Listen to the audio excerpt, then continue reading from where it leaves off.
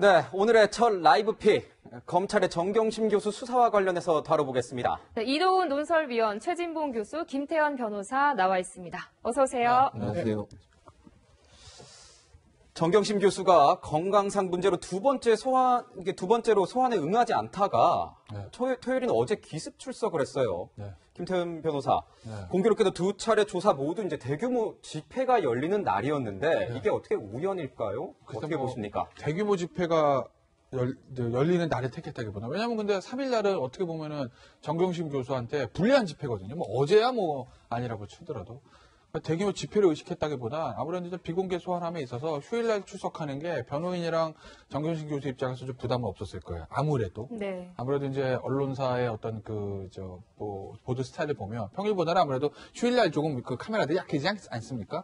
그런 것들을 좀 감안한 거로 보이고, 첫날은 그런 거로 보이고, 사실은 토요일날, 둘째날 금요일날 출석해야 되는 게 맞거든요. 네. 왜냐면 목요일날 첫날 하다가 중간에 저 아파요. 그리고 이제 그 조서도 안 읽고 갔잖아요. 네. 그러니까 검찰이 금요일날 출두를 하라고 요청한 걸로 알려져 있어요. 근데 이제 정경심 교수가 그날 저녁에 뭐 어디 병원에 입원했다고 하더라고요. 그래서 건강상 이유로 하루 미뤄서 이제 어제 토요일이 된 것 같은데 어쨌든 최근 한 3일간의 조사 패턴을 보면 좀 오래 갈 것 같아요. 검찰은 아마 한 하루 밤샘 조사하고 안 끝나면 한 번 정도 더 소환하고 영장을 칠 계획을 가지고 있었을 거예요. 네. 그러니까 원래 계획대로면 다음 주 초쯤에 아마 영장을 치는 계획이었을 건데 지금 이렇게 보면 조사를 보면 그러니까 일반적인 큰 사건에서 거물 피의자 들어가서 밤샘 조사하는 양보다도 안 된 거거든요, 지금. 네. 실제 조사 기간을 보면. 그렇다고 보면 아마 다음 주 후반쯤 돼서야 뭐 영장 얘기가 나올 수 있지 않을까? 네. 만약에 정경심 교수가 나 또 아파서 시식 눈도 안 좋고 머리도 안 좋다면서요. 그래서 또 한번 입원하겠습니다 이러면 그 다음 주로 밀릴 수도 있는 거죠. 네. 신병 처리가. 네, 변호사님이 말씀하신 것처럼 이 정경심 교사 첫 조사 때는 조서도 읽지 않고서 청사를 빠져나갔다고 하는데 위원님 이게 일반적으로 있는 일입니까?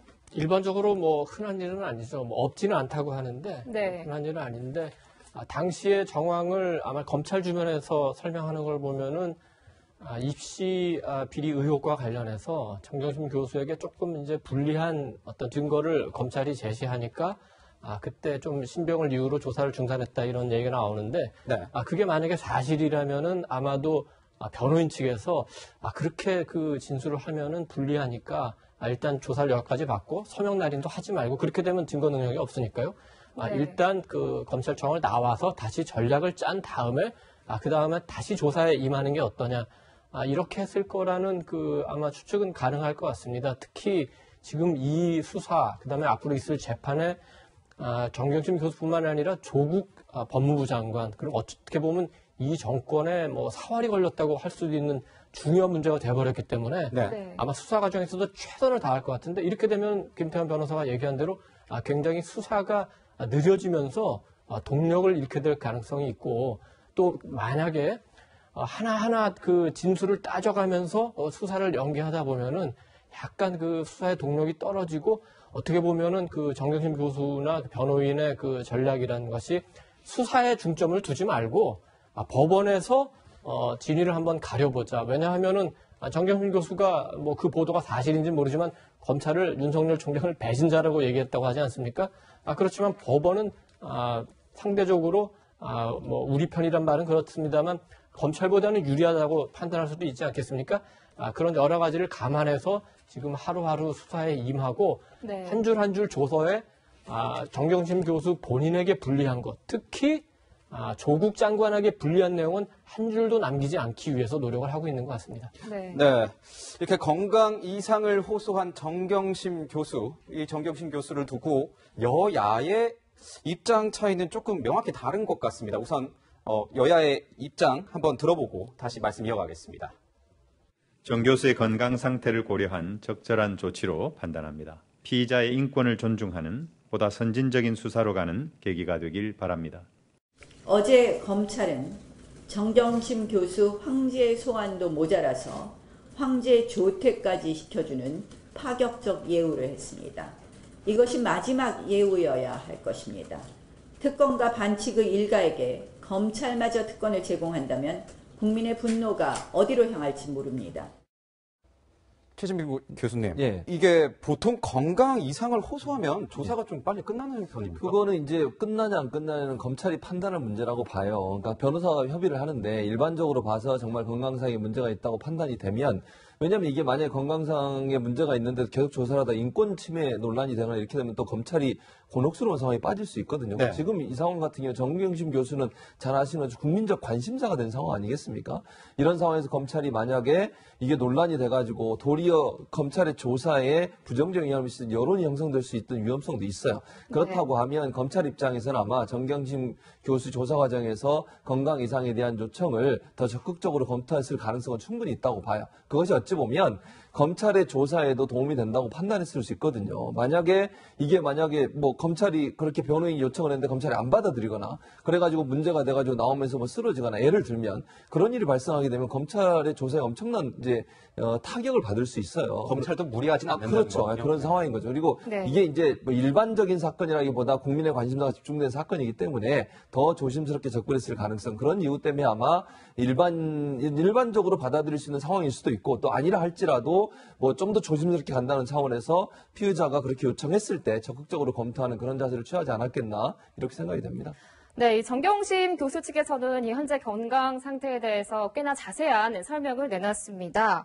6살 때 사고로 오른쪽 눈을 실명한 상태다. 또 2004년 영국 유학 중에 추락 사고로 두개골 골절상을 당해서 심각한 두통을 호소하고 있는데요. 변호사님, 이렇게 건강 이상을 강하게 호소하는 이유가 있을까요? 글쎄요, 그러니까 저거는 어떻게 보면은 본인이, 그러니까 순서를 좀 보셔야 되는데. 네. 그러니까 저게 이제 소환조사 있기 전에 나온 얘기가 아니라 첫 번째 소환조사 때 서명 날인도 하지 않고 한 4시쯤에 아프다고 그래서 5시 집에 갔다는 거잖아요.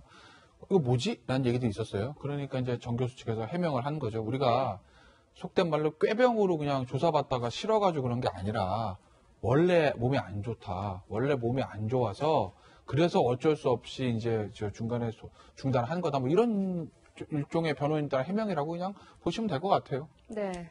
네, 이렇게 건강상 문제로 조사가 늦춰질 거라는 예상과는 달리 보니까 이 조서 열람에만 좀 시간을 많이 할애하고 실제 조사는 2시간 남짓, 3시간 정도 이렇게 한 것 같습니다. 1차 조서 점검하는데 시간이 꽤 많이 할애했다고 하는데 이런 경우가 좀 많습니까? 어떻습니까? 그러니까 10월 3일 날 1차 조사를 받고 나서 이제 그 집이든 사무실이든 돌아가서 변호인들과 함께 그러니까 리뷰를 하지 않았겠습니까? 네. 그럼 그 가운데 이렇게 증언한 것은 진술한 것은 조금 불리하게 작용할 수가 있다. 네. 특히 또 이렇게 진술한 부분은 정 교수한테는 모르겠지만 조국 장관한테 조금 불리하게 작용할 수도 있다. 아마 그런 점검을 했을 겁니다. 그래서 아마 조서를 열람하는데 시간이 많이 걸렸다는데 아마 그 중에는 수정을 한 부분도 저는 있을 가능성이 굉장히 크다고 봅니다.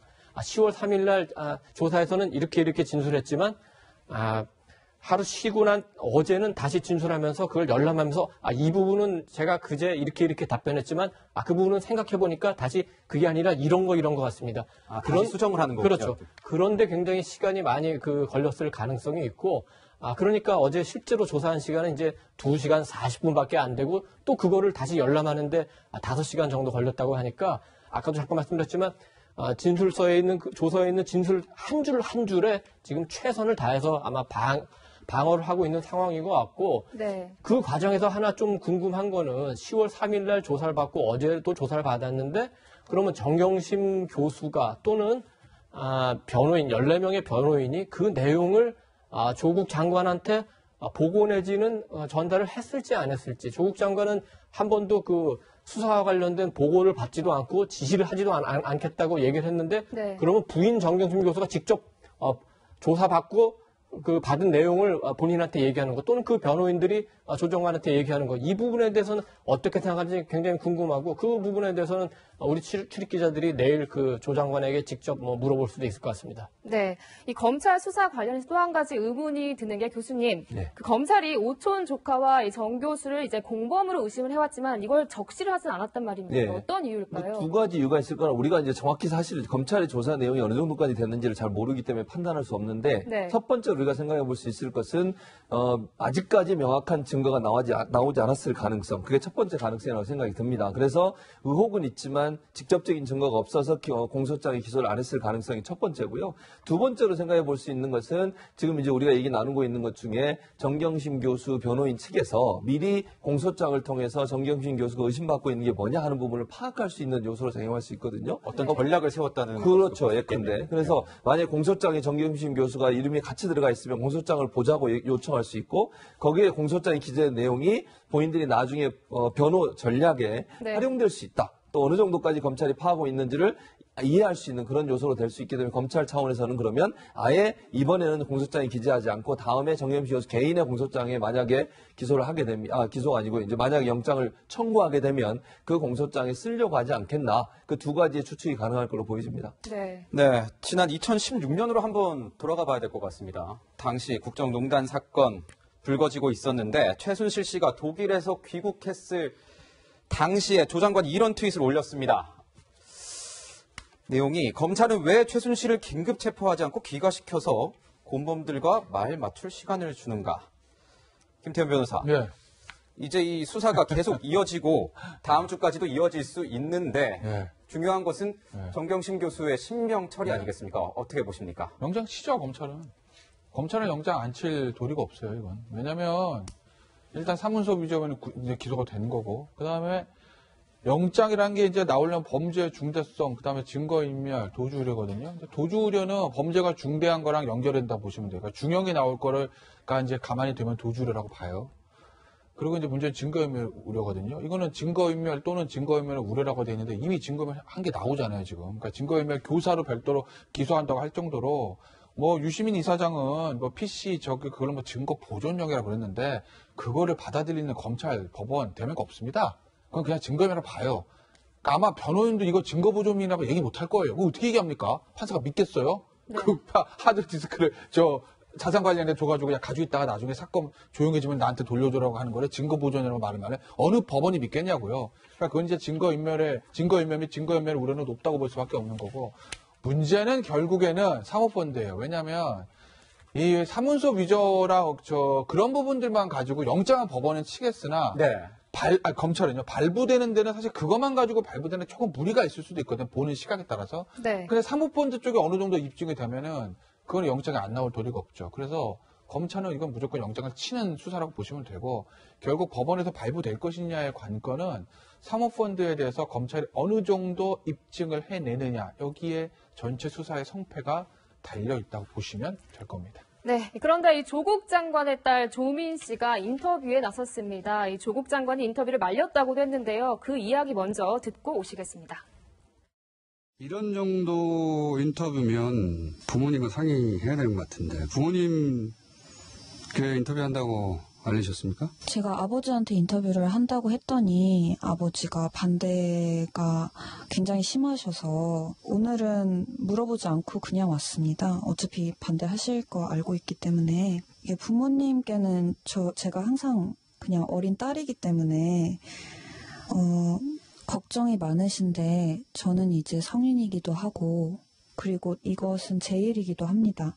그래서 이 부분은 부모님을 통하지 않고 제 입장을 제가 직접 알리고 싶었습니다. 어머니는 본인이 처한 상황 관련해서 아버지한테는 뭐라고 하십니까?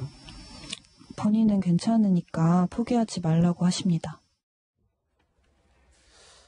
이 조민 씨는 아버지의 반대를 무릅쓰고 인터뷰에 나섰다. 이렇게 그 이유가 어머니가 검찰의 압박에 의해서 혹시나 허위 진술, 자백을 하지는 않을까, 이렇게 우려가 돼서 이렇게 인터뷰에 나섰다고 했습니다. 다음 조민 씨의 입장을 좀 들어보겠습니다. 그러다가 본인이 기소되고 대학원이나 대학 입학 취소되고, 그래서 본인이 고소가 되면 어떻게 해요? 그러면 정말 억울하죠. 제 인생 10년 정도가 사라지는 거니까요. 근데 저는 고졸돼도 상관없다고 생각하고 있습니다. 시험은 다시 치면 되고 30에 의사가 못 되면 40에 되면 된다고 생각합니다. 그리고 의사가 못 된다 하더라도 제가 이 사회에서 다른 일을 할 수 있다고도 생각을 하고 있고요. 근데 이제 어머니가 하지 않은 일로 저 때문에 책임을 지는 것은 견딜 수가 없습니다. 본인이 정말 고졸이 돼도 상관이 없어요? 네, 상관없습니다. 네, 조민 씨가 고졸이 되더라도 상관이 없다 이렇게 이야기를 했는데 이도훈 의원님 이 인터뷰 어떻게 보셨습니까? 그러니까 수사가 이제 막바지로 가고 있고 어떻게 보면 이제 여론전이 좀 필요하다고 보고 그 총력전인 그 여론전을 하는 가운데 하나고 나름은 뭐 인터뷰든 인터뷰이든 어떤 이제 기획을 하고 저 인터뷰를 한 것 같습니다. 네. 대체로는 그 기획한 의도 같은 게 첫 번째는 조금 이제 감성에 좀 그 호소해보자. 법리적으로는 굉장히 좀 불리한 점들이 많습니다. 그래서 감성에 좀 호소하는 전략인 것 같고 그 이전에도 이미 그 조국 장관이 뭐 조민 씨 생일 다음날 케이크를 든다든지 네. 엄마가 아프다든지 또 인터뷰 중에 고졸이라든지 이런 말들이 굉장히 감성을 자극하는 말인데 지금 이 사건은 감성에 호소해서 어떻게 조금 넘어갈 수 있는 그런 국면은 이미 지난 것 같습니다. 네. 두 번째는 이제 어머니 정경심 씨가 아프다는 걸 강조해서 정경심 씨 구속은 막아야 되겠다는 그런 약간 의도는 있는 것 같습니다. 편찮으시다. 그리고 하지 않은 일을 날 위해서 했다고. 근데 그 말은 굉장히 한번 따져볼 만 해야 되는데 지금 조사 과정에서 나오는 정황이라는 것이 정경심 교수가 하지 않은 일을 했다고 하는 게 아니라 한 일을 안 했다고 해서 지금 조사가 문제가 되는 상황이거든요. 만약에 하지 않은 일을 했다고 하면은 그 경우는 단 하나밖에 없습니다. 조민 씨가 예를 들어서 저 인턴 자료를 위조했는데 그거를 막으려고 어머니인 정경심 교수가 했다고 하는 거.